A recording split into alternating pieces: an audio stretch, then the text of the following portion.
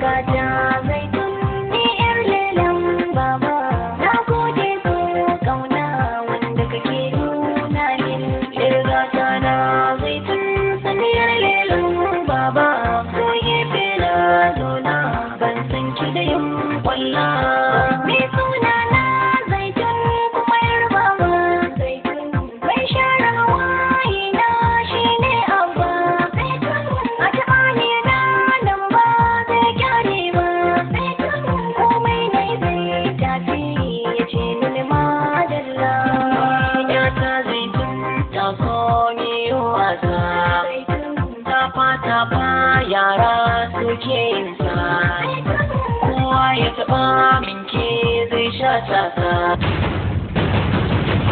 zaitun Alhaakumut takathur ba za ki biya ba zan dake ki ba zan cankuɗa miki wannan tarbus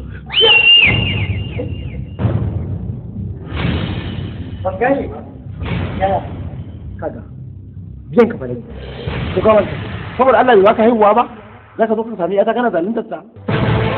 Obey the orders of Allah subhanahu wa ta'ala. Follow the guidance of Prophet Muhammad sallallahu alaihi wasallam and be good to your parents. Zaitun kin ga mamin ki gaire ta na ganta amma fa ba ta Zaitun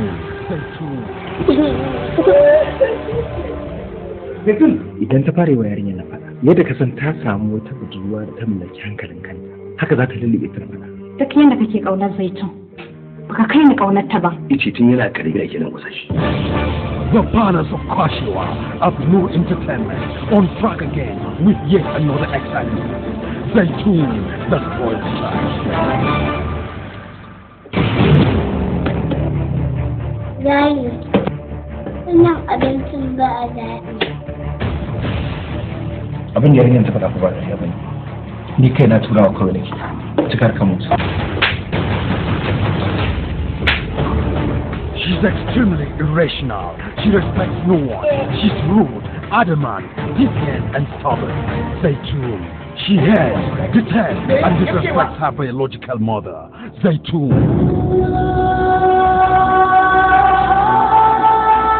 wani kashi na da wari ko ai uwa ba ta jin warin kashin yace A Nura and Ino movie, produced by Abdul Ahmad Mai Kwashiwa and directed by Ali Kunzak. Wannan wani mahaukacin malami ne ya zai mai da mun ya zama kamar jaka. Ba gani ya zama ɗan da yake lafiya ba gani ya ɗaya ba san abin da ke nan zan yi da yi ko ga mata ko wata